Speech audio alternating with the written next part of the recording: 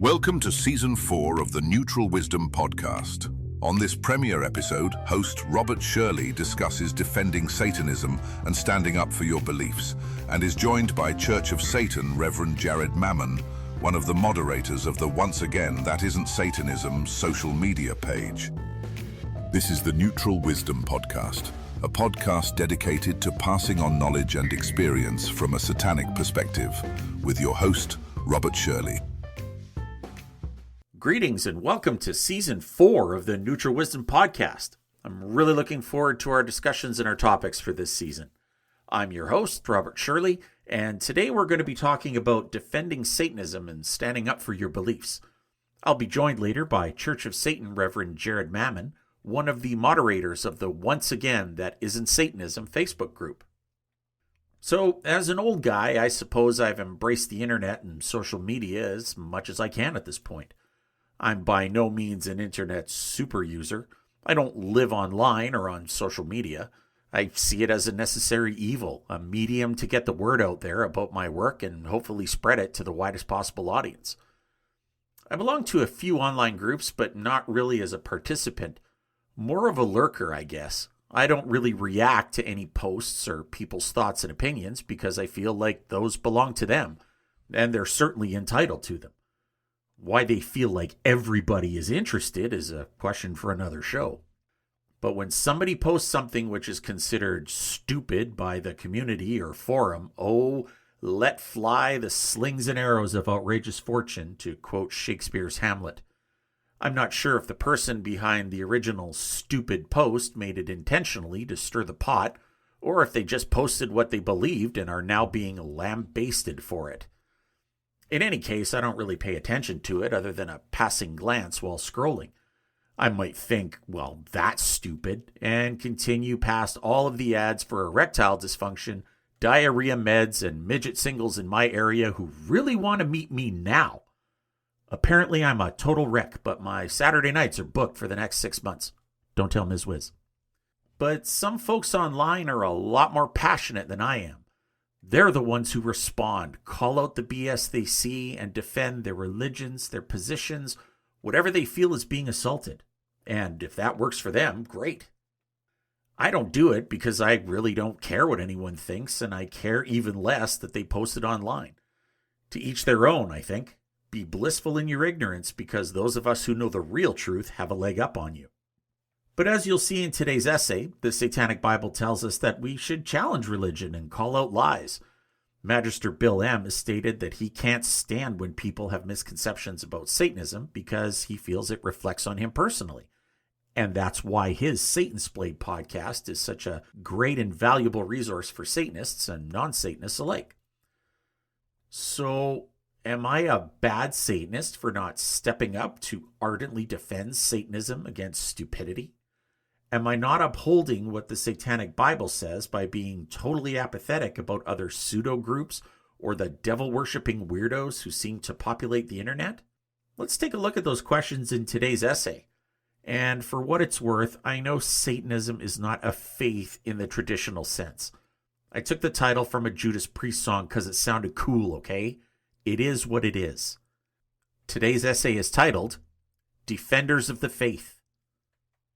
Let's begin with a reading from the Satanic Bible by our very own Jack Hades. Book of Satan, Chapter 2, verses 10 through 12. Whenever, therefore, a lie has built unto itself a throne, let it be assailed without pity and without regret, for under the domination of an inconvenient falsehood no one can prosper.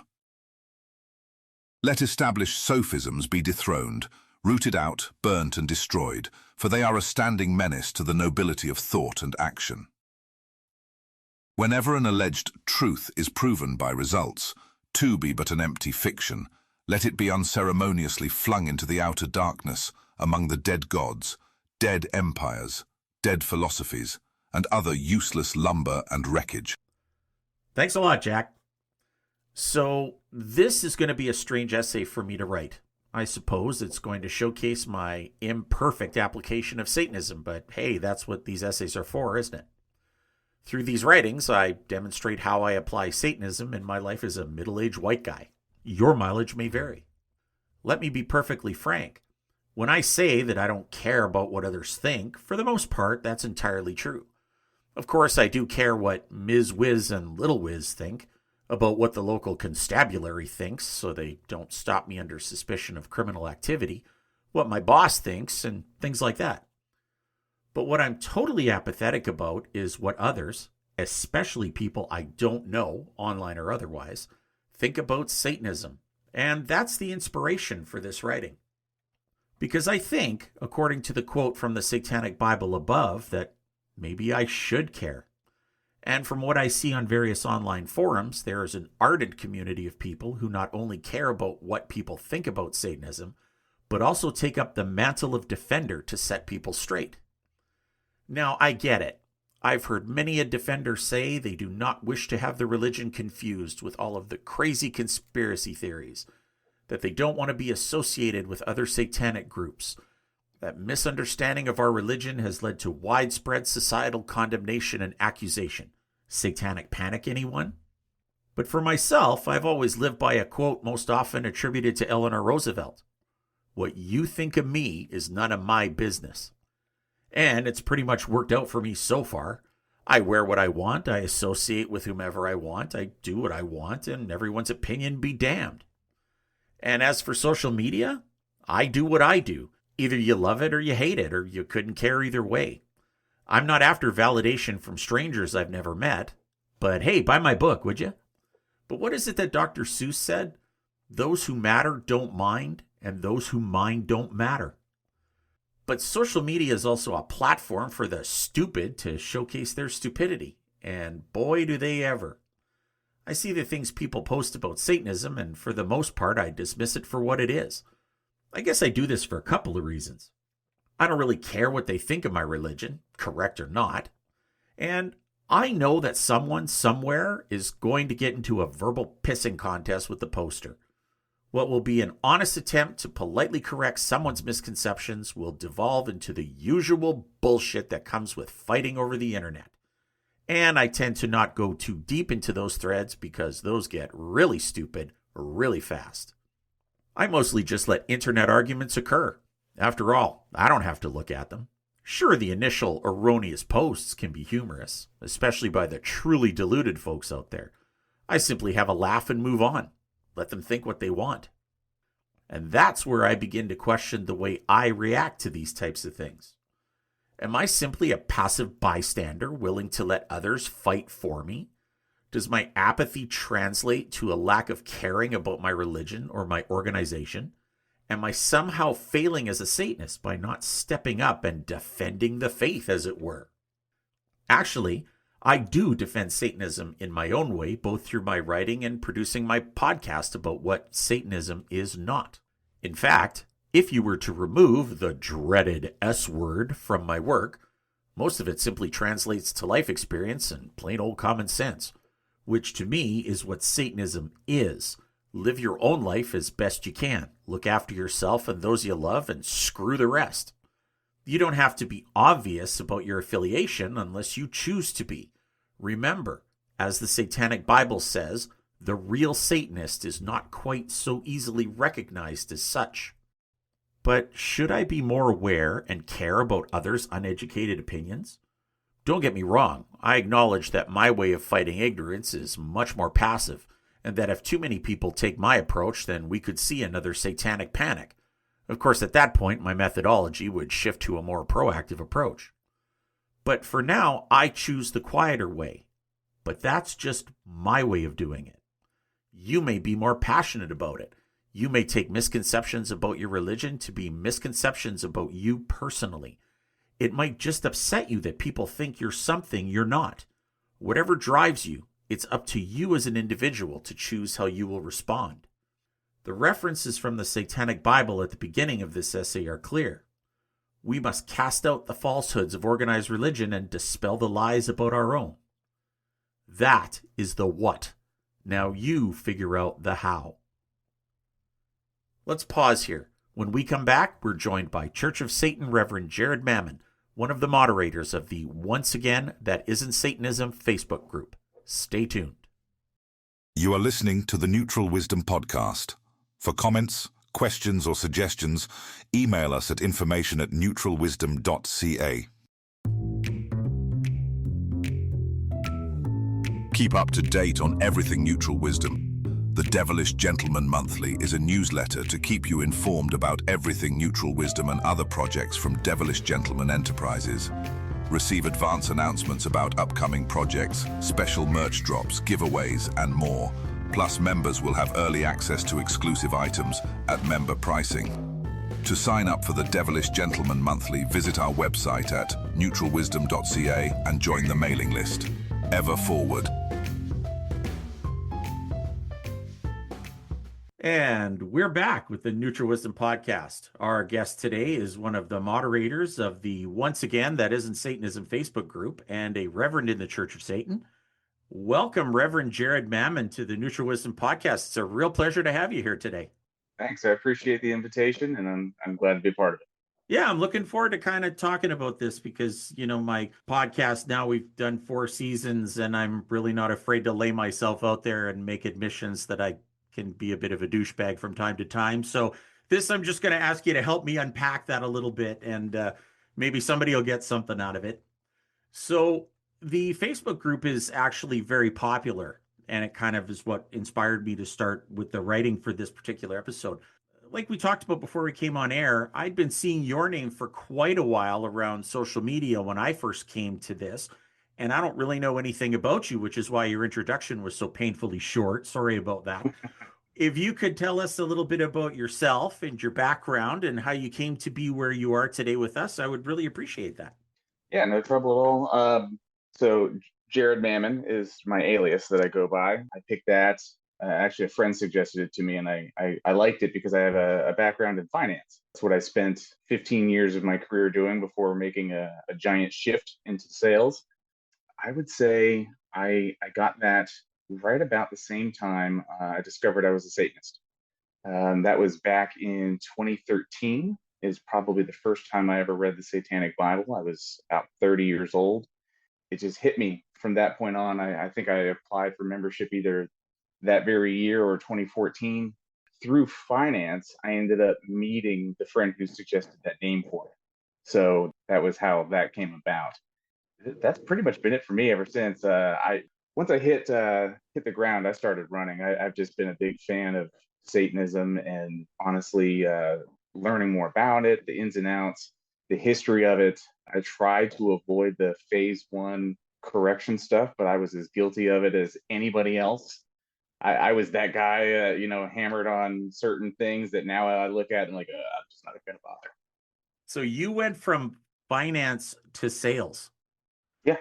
That's really unusual for me. I started out in finance myself until I moved to the career path that I'm into today. And I had dabbled in sales a little bit, but I just can't handle rejection. It's just not something that I'm equipped for. So I originally did both. My first, what I call real sales job, was in finance. And then that was 100% commission. It's brutal. I would start Monday with $20 and end on a Friday with less. Wow. This was years before I discovered Satanism. Honestly, it would have helped, especially the Satanic Witch, because I was too young. I didn't know about my appearance and my tone and my mannerisms, not well enough for the subjects that I was talking about. I was 26 years old talking to people turning 65 about their health insurance and their retirement. I didn't have any way of presenting myself in a way that worked. And then I got married and had 3 kids in 3 years, 4 total. And 100% commission and no health insurance is really not ideal for that. So I ended up working in back office type finance. I worked in banks and just, hourly plus commission sometimes. It just really went from there. What ended up happening for me is I ended up meeting a person who was starting what's the real term is called a broker dealer. I usually say stock brokerage because no one knows what the hell a BD is. It's hard to even explain. The analogy I like to give is on the financial world of knowledge, I was on the ground floor and this guy was up in the penthouse. He was up at the top. We just happened to cross paths. I recognized the opportunity for what it was, and I made a quick pitch. And within a month later, he hired me, and it basically gave me the express elevator to the top. And that's where I started learning all of the things that I talk about now. Wow. So your lesser magic's definitely on point then. You're the Jordan Belfort of Satanism. Let's call you that from now on. How's that? Except he was a scumbag. So Well, I don't he know was you a well enough yet to make that call. So he was that's the Wolf of Wall Street for anyone that doesn't know. That's the real one. Funny story about him. To this day, the governing agency for finance, which is one of them, is called FINRA. The other is the SEC, and there are more.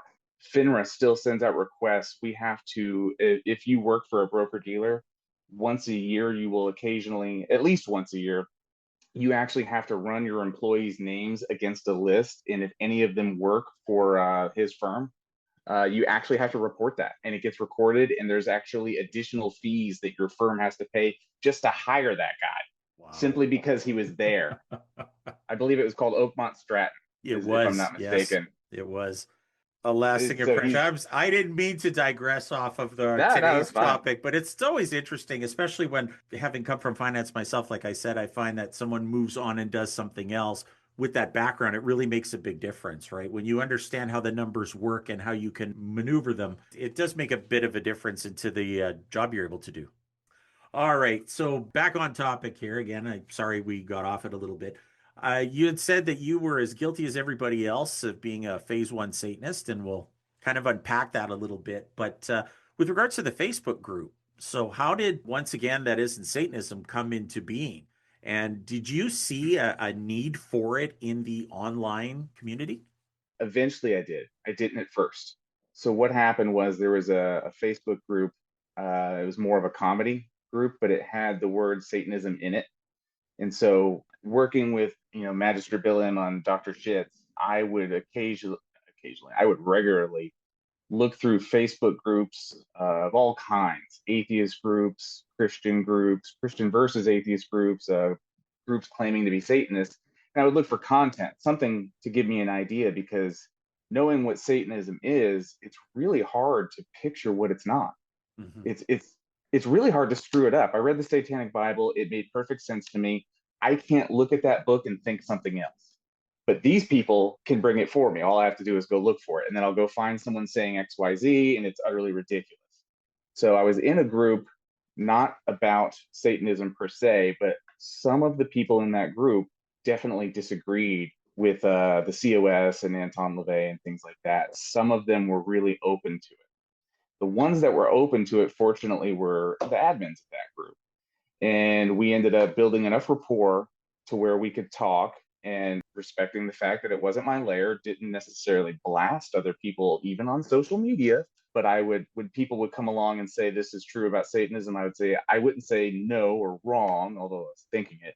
I would say I disagree because of this, this, and that. And I would usually cite something from the Satanic Bible or anything like that. And what ended up happening is, by not being an ass, the people who were in the middle started noticing the difference of who was being polite, and these people would start raging and, oh, you're gatekeeping and things like that. And so it got to a point where they started looking at it my way, and they started looking into it. They would ask me questions one on one. I would get private messages, and eventually I made a joke that we need a tag group called "Once Again, This Isn't Satanism," or "That Isn't Satanism," and I ended up making it. And I invited the two people I'm thinking of. I invited them. They've been there since day one. The group ended up getting to like 300-400 people, maybe a little bit more. There's no conversations whatsoever. It was just a tag group, and I honestly never really ran into anyone using it. It was looking like a failed tag group, but I said everything I just said to circle to this point. While looking in those other groups for shits, we find stuff all the time that we just don't use. So it kind of lands on the editing room floor. Well, instead of landing it on the editing room floor, I went ahead and threw it in the group. I was like, because I knew that this thing, what I saw, was ridiculous, but I also knew it wasn't going to be a meme for shit. So I just posted it in there, and that moment instantly transformed the group. So the answer to your question is no, I didn't see a need for it, but I found one. It evolved that way. It turned into that. And once I did that, people started sharing their own things. They started laughing, and they started bringing their own content. People who go out there, they told their friends, and then it grew from that point. There's some crazy shit on there. And I had Yeah. actually joined Oh close yeah. to the inception of it and got so irritated with the content that I was seeing, I actually left. I'm like, I can't believe people are this stupid. So Yeah. so as the admin of that group, You're dealing with a lot of misconceptions about Satanism, about what we are, about what we aren't. Do you take those seriously? Like, do you take those misconceptions and the actings and the postings of people, or do you think it's just a laugh that we can kind of mock for entertainment value? Both. Both. I take the misconception seriously. I don't take the person seriously. And I do that for a couple of reasons. And it's not as malicious as one might think. Sometimes it is, oftentimes it is. But sometimes the person is just making a mistake and they're open to critiques, they're open to criticism and correction. And by not taking them so seriously and smashing that wrong button every chance I get, I end up finding a way to reach the right people. Sometimes the right people start in the wrong spot. Not every single person that is a Satanist or joins the COS started there. Now, if you find the utterly ridiculous, I will smash that wrong button so hard that my hand goes to the desk. And I'll gladly do so, and I'll gladly point that out. But I try not to do it instantly. I try not to have a knee-jerk reaction. And when I was inviting other staff, other people to become staff, I wanted to make sure we were all on the same page there, that we're going to let people hang themselves. There's enough people in the group now that know the right material that they can actually do the corrections for us. So there's no need to be heavy handed because I don't want an echo chamber. It would just be boring. And worse than boring, it would be redundant. There's already a Facebook group explaining what Satanism is, and it's run by official COS members. There's no need for us to repeat everything that I'm doing there. And that's not what the group was ever intended to do. It was never intended to be showing what it is. It just turned out that by doing what we're doing, by taking those objections seriously, and by not treating the people so heavy handed, people started asking us questions. So it just sort of evolved from that point. Now, with regards to these misconceptions and literally some of the stupidity that we see out there, and in particular, some of the things that are on that site, where do you think these misconceptions are coming from? We know that there are other pseudo groups out there that are perpetuating their own version of the truth. Some Absolutely. some of these are just not based in any semblance of reality whatsoever, though. So where do you think these are coming from? I've thought a lot about this, and I think and this will piss the pseudos off, but all misconception starts with LaVey's creation. It starts with Satanism. It starts with the Satanic Bible. It goes from there. If it wasn't for that, you wouldn't have heard of it. If you would have called it a different name, we wouldn't be having this conversation. We'd be having a different name. So it starts from there. But time has passed. Enough people have joined and left the COS, created other groups. The Temple of Set called themselves Setians, which is close enough to Satan and Satanist. Others came along. They started writing coattails. There is the death metal scene. Norwegian black metal certainly has come along and tried to call what they're doing satanic, but of course that's a Christian use of the word. It's not a satanic use of the word.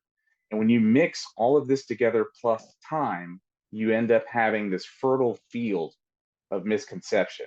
Now you add the internet, and anybody and their brother can come along and just say whatever they want, and it's instantly reaching thousands of people. Time plus opportunity equals misconception. And it all is going to, I don't care what anyone says, it's all going to root back to Anton LaVey, but they won't admit that. They'll come up with these other misconceptions, and whatever brief Google search they can find that links to even remotely anything else is good enough. Who cares if what they link to is actually true? That's where you get your Stanislav Przybyszewski claims and things like Milton. Milton was a Christian. Milton wrote Paradise Lost. He was a Christian. You can't call that a romantic Satanist. He would have been pissed at that title.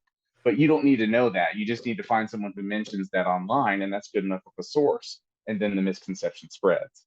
So, do you ever see any content come across your page from people who have left the organization? So, for example, I'll use an outlandish example. You say the Setians are gone. So, let's say we know who started that group. Would somebody like that make a ridiculous post and it suddenly finds its way back to, once again, that is in Satanism? And I'm leaving out the obvious because we have some very obvious ex-members who are superstars on that page, but anybody outside that other organization that you can think of. There are occasionally people brought up who at one point were COS members. It's Mhm. not as common as you might think, but it does. Does it happen? Yes.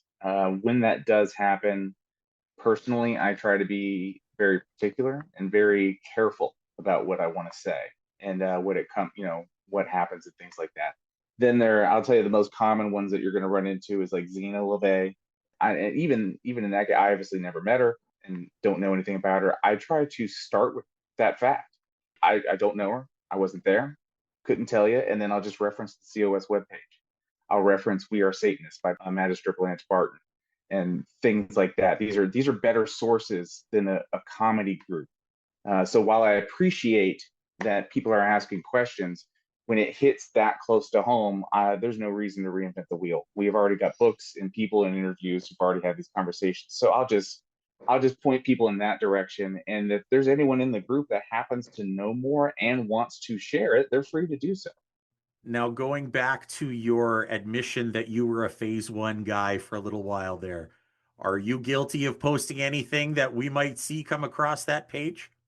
No, not so much. I was the phase one guy that, and I think based on my observation, it's almost a natural progression for many, not all, certainly not all.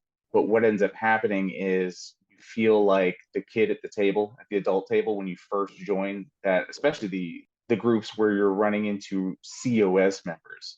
And if you're like me, you probably listened to podcasts and read interviews and essays before you even applied for your membership. So there's going to be a degree of almost fandom, of awe when you come in and they're right there. So what you want to do, and this is a natural inclination, and I'm not knocking it, because like I said, I did it myself. You want to say something that makes you look good, it shows people that you know what you're talking about. But the problem is you're a puppy. What you know is that the V in LeVay is capitalized. So you jump on that one. Oh man, he misspelled LeVay. I'm going to jump on that one. I did that. I jumped on the LeVay. When the bigger conversations come up, you get real quiet. If you're smart, you get real quiet because you don't know. That's what I mean by that first phase. You'll jump on that low hanging fruit. Well, for sure, but it's true. And one of the reasons that I do my show is because when we first start, all the people that we see in the videos, all the people that we read the interviews with, all of the people that are advanced in the organization are untouchable to us new people, right? And Mhm. it's like not even how do they get there, but is there fanboying that goes on, for lack of a better term? There's still fanboying that goes on. And I think Oh yeah. that's a natural thing. But now with the advent of the internet, you have the ability to interact directly with these people. And sometimes that old saying, don't meet your heroes, kid, comes true. You know what I mean? So it is intimidating. And a group like that, you find that you're able to do that. You're able to get some kind of validation for the things that you're doing. It's a great thrill for some folks. Definitely, definitely, and it was for me, and both was true. The very first time I met any other Satanist in person was at Devil's Reign, the first one. I don't miss it; they're not far from my house. I actually had a conversation with myself, and I've told the story before, and I'll tell it again. It's my advice to everybody. This was the first time I was going to. I mean, the high priest and high priestess were there. Others were going. This was meeting real people. It wasn't just bumping into someone at Target. I told myself I can come across as their friend or their fan. And I made a conscious effort to come across as a friend because I knew that I can become someone's friend and still be their fan. But if you come off with this, oh my gosh, it's you, bow down thing, especially in a group of Satanists, that's not what anyone is going to want. And so I made a conscious effort to keep a cool head and meet people and have discussions with them and then let it grow from there. And now I'll use Bill M again because that's where I first met him. I obviously knew who he was and read, his essays and things of that nature, but we became friends over a Pulp Fiction wallet. I have the wallet from Pulp Fiction, and we, became friends ever since then. And now I'm still allowed to be his fan. When he does something, I'm still allowed to support him. But if I would have came across as like that phase one guy, he'd have been like, ugh, because and the same goes for meeting the HPs. If I would have came across as, like, oh my gosh, that, you almost recoil because you don't want to, you don't know him, you don't know the person. So I wanted to let people get a chance to know me, and that's my advice to anybody if you're ever actually meeting someone. That is sound advice for anybody planning on going to the 60th next year. Yes. Again, I digress. We do that a lot. We just use the questions as a guide point. We go all over the Sure. place, but I'll steer us back here. So has anyone ever contacted you or one of the other moderators after let them have it or roast them to argue or to clear the air, or do you just let it roll off like water off a duck's back? Many times. And sometimes we'll screenshot that message and make it a new post in the group. Now, sometimes they'll message us while they're still members and they're like, hey, what gives? And I do, and jokes aside, I do encourage people to message me because we all have bad days. If someone feels that one of the staff is actually giving them too much of a hard time, I try to be since I created the group, I want to be the level head above all level heads, and keep myself in check more than I ask others to be in check. So I have to make myself available for people to reach out to me and say, hey, I think so and so is giving me a raw deal. It doesn't happen very often. What does happen is someone will send one of us a message telling us where to go and how to get there. And then they'll usually copy and paste it and send it to a few of us because we have a staff group chat, and we'll all start posting, look what this person said. And it's like, oh man, they sent me one too. And so we'll laugh about that. Gotta love the internet. Instant Mhm. access to everybody at the same time. And again, before we came on, I kind of explained the genesis of this episode and why I wanted to talk about this topic.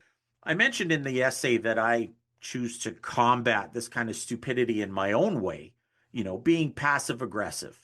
In my opinion only, I think that a real, quote unquote, real Satanist would be more likely to stay in the background unnoticed instead of parading around for the world to see. Right. So I Sure. kind of let the stupidity go by me and not pay attention to it. What do you think is the best way for us to defend ourselves and our religion if we have to? So I choose to go about it in a quiet way. You're a lot more obvious about it. What do you think's the best course of action or tactic for the majority of us? That's a great question. And there's definitely a difference between how I would do it online versus how I think COS should do it.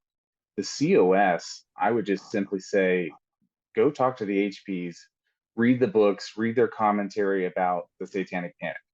Nothing that you and I are going to run into now compares to that. When we talk about defending Satanism or what it means now, it has a completely different meaning to what it meant in the 80s. They were literally defending Satanism because it came very close to a point where the religion could have been made illegal. That was a real threat. That is defending Satanism. So if you ever want to hear how we should defend Satanism, I always refer people, if you get a chance, to talk to the high priest or the high priestess, talk to Magistrate Lynch Barton. They will absolutely share some insight that'll make your jaw drop about what it's like. Now, defending Satanism in the modern era, it's become a little bit more pop culture, although it always was to an extent. But now, especially thanks to pseudos, the name it doesn't quite shock as many. It shocks Christians just the same, but there's a whole group of atheists who are more open to the idea, not as much as they like to think. Otherwise, the group wouldn't exist. Defending it there is going to be very different. I prefer the cool head approach because I think of it as the alien elite. If I let them see me get angry, if I let them see me get frustrated, then I have, one, subjected myself needlessly to this conversation. And two, I have now let it impact me in a way beyond my control. So I always try to make sure, and this is my advice for anyone who's jumping out there, if you're going to have the conversation, make sure to keep the alien elite, keep that approach. Don't jump into the name calling. In fact, the more they call you names and curse you out, the politer you should get. Because you will let other people will notice. You're not ever going to convince the person you're speaking to that there's an infinite amount of people. There's an unknowable amount of people who are watching, and they'll see the difference. We don't need everybody. We just need the right people. Precisely. So it's interesting because that brings up a question that I have, because when I first started this and I'm doing my study not worship thing and I'm on the internet and I'm looking things up. So what would you say to people that are looking at these old videos from the Satanic Panic specifically? And I'm talking about the interviews that Xena and Nicholas Schreck did, the old interviews with Michael Aquino, all of the older information that is out there. Is that information current to what we're still doing today? Or are we taking it from the source that it came from? Like what I'm saying is if we're going to stand and defend Satanism as a religion, we know that our information should come from our canon and our current leadership. A lot of people aren't going to know that. They're not going to want to approach that. So they're going to go back to YouTube and look at these old videos and think that this is the current state of affairs. What's your take on that? That's a great question, and this actually happened to me when I was looking into Satanism myself. This is you actually hit the nail on the head. It was Nicholas Schreck. I had read the Satanic Bible or was reading it. It was around that time, and I was watching every interview I could. And I ended up finding an interview with Nicholas Schreck during his time as a Satanist. At least I thought it was. I mean, I don't know looking back if he was or wasn't, but I thought he was. And what he was sharing felt very much in opposition to what I had read in the Satanic Bible. And it actually made me pause for a minute, and it made me think twice about it. But what I ended up realizing is I could read the Satanic Bible, see what Satanism is, and now I'm looking at someone who I knew was married to Xena. I knew who Xena was, and I was seeing that what he was saying didn't add up with what the Satanic Bible was. But I knew I was still new to this, but I just felt that there was something different. And what I ended up learning was this was right before he quit or was kicked out or whatever the story was. So it's like, aha, there it was. So to answer your question, when you go back and look at those old videos, as with everything, be the skeptic that Satanists are, take it with a grain of salt, consider the source. But if you understand what the Satanic Bible is saying, if you understand what Satanism is, it doesn't matter who says it because it should be the same message. It could be me, it could be you, it could be somebody with 40 years experience. We should all be rowing in the same direction, and it won't matter. Now, if you start finding something that's going against it, that's the red flag. And I know that that phrase ticks off, or this whole idea ticks off a lot of atheists because that's when they start jumping into, well, that's just a religion, that's dogmatic, and blah, blah. Yeah, it is. Exactly. It's called standards. It's exactly the point, precisely. Yeah. Well, if I'm I'm going sorry we didn't get our religion wrong. to, well, if I was going to belabor the satanic panic thing again for just a second, indulge me. So if we don't call attention to this, if we don't have Facebook groups that are pointing out the stupidity that's out there, and again, I'm not being from America, I can't speak to the current state of things in America today, but my understanding is, it's a little bit shaky right now.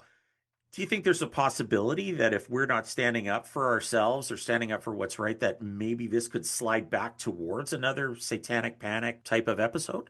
It's an interesting question. I'm not sure. I don't know because the reason why the satanic panic happened the first time around is a completely different reason why we would see a second one. The reason why the first one happened around was obvious that someone was trying to make some money, and what was it? Michelle Michelle remembers. Remembers. That's it. The book that got that started. It made everyone afraid. Now what's happening is the pendulum is swinging the other way. We have pseudos out there who are pushing what they're calling Satanism into the faces of others, and now we are almost pulling back on their definition of what they're calling Satanism. We're pulling back on that and trying to bring it back toward the center, towards the Satanic Bible. But this is just on a completely different side of the pendulum, as was Michelle Remembers. Before it was, no, we don't kill people. We're not, your dogs are safe. And now it's, no, we don't care about statues and Christians. And, so we're constantly trying to pull back what the media and what the masses think Satanism is to what it really is, to the foundation. But now it's just swung in this other direction. So if it were to start another panic, which it very well could. I mean, if you look in Florida's already passed a law that mentions excluding Satanism as a religion specifically. Now they're doing that in reaction to the Satanic Temple, but they don't care. They're the people that pass this are Christians. They don't care what the difference between the COS and TST is. The point is, this push has happened that we are now pulling back on and defending against. It's just happened. It's real. So how far will it go? I'm not sure. Will it create another satanic panic? I hope not. I'd rather not go through any of that. I'm fine just hearing about stories. I'm old enough to remember the satanic panic, but I was young. I caught the tail end of it, and I was a Christian at the time, so I probably was like, go get them. But so I don't know. I really don't know. So I guess what I'm taking away from this is your way's not completely right. My way's not completely wrong. I think how we're choosing to deal with it is up to the individual, much like everything else in our religion. But Yeah, we do have a duty to, I think, defend the wrongs that we hear about it. And it says, again, in the book of Satan, if I'm going to go all religious on it, it's, 10 to 12 about how we need to combat those lies. And so we do need to do something. Just to be passive and let it go by is probably not the best course of action. I would be careful there because remember, that survival is the highest order. We don't actually have a duty to anything but ourselves. So we don't, and I'm not trying to say that you're wrong. I just want to point out that we don't have to have this duty. I personally feel, I don't want to say obligated, but I really enjoy taking up that duty. I really enjoy almost picking the scabs of what people think Satanism is and defending it. I have since day one. Since the moment I joined, I can't stop talking about it. And I just found a way to use it rather than have that be a compulsion. But not all of us feel that way. Not all of us care. Not all of us are interested in defending Satanism, and they don't have to. So I cautiously avoid the word duty to do that. I feel like I have a duty to do it, but Satanism doesn't require that. So that's just the only correction I would make. No, man, I appreciate that more than you know, because that's why I do these shows. Yeah, I'm coming at it from an angle, and I, there's I'm with you. I no feel it too. nobody better to ask than a reverend if I'm on the right track. And if you're Yeah, gonna I feel the call same way you do. I just don't want to give the impression that all of us should. very much appreciate it, and it's a learning moment for me because you're Yeah. right. It's not a duty, right? So it's all in how you're interpreting it. If you And add the words for me, it'll be yes, 100% correct. yes, absolutely. So Because thank you for I that. honestly feel the same way. Like when I see it, I actually have to talk myself down from the ledge. It took a while. Like I said, I was the phase one guy. I'm not kidding. I was the one that jumped on the guy who did capitalize the V, and then as I learned more, I jumped on something else, and now there's the list of things I let pass is growing because I don't want it to be a compulsion. I want it to be something I enjoy, and I don't want to reach that point where every time I see someone make a mistake, I have to go do this. I have to go fix this because that's not true. I don't have to do this. I can let it go, and I should in many cases. So, I love that, and I appreciate the clarification. So thank you for that. mhm. And I'm going to stop beating you to death with questions about fallacies of other people and just ask, what's Reverend Mammon up to these days? What activities have you got? What projects have you got? Where can we find you online? So far I'm still only on Facebook. I do have a Twitter or X account, but I'm almost never on there. So I would say just look for me on Facebook.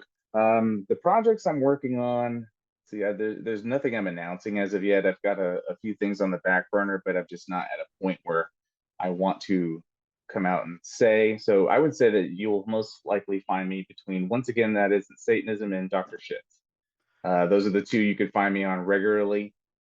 Well, when you start releasing these new projects, I'd love to have you back on to talk some more about this because as we've gone off in a million different tangents. And in the interest of keeping time short and listener attention, I think it's probably a good spot to cut it off there.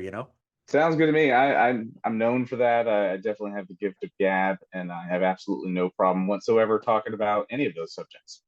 Well, thank you very much for joining me today on here. And again, I'd love to have you back sometime. And until the next time we are able to talk, hail Satan. Hail Satan. And that's going to wrap it up for this episode of the Neutral Wisdom Podcast. I'd like to thank all of you for listening, and a huge thank you to our guests and all of you for joining us today. Please drop a like or comment down below. For questions or comments, you can email me directly at information@neutralwisdom.ca. You can listen to us on YouTube, Spotify, Apple Podcast, Google Podcast, and anywhere else you get your podcasts. A like and subscribe go a long way in getting this podcast out there. Check me out on Facebook under Robert Shirley, and check out Instagram at neutral_wisdom. And be sure to visit the website at neutralwisdom.ca. And don't forget, Neutral Wisdom, Contemplations of a Satanic Warlock, now available at Amazon in paperback, hardcover, and Kindle formats. Until next time, ever forward.